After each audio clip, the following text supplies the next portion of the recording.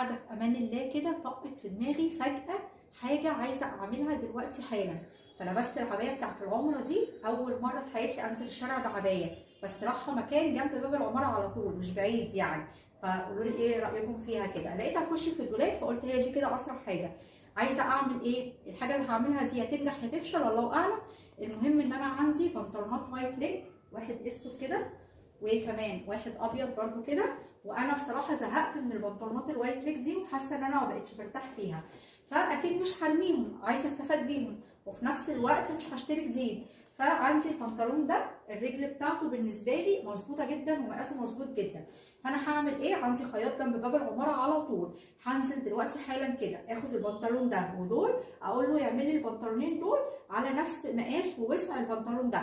الله اعلم الموضوع ينجح يفشل، البنطلونات تنفع ولا لا، هل هلبسها، هل خلاص هركنها ومش هلبسها،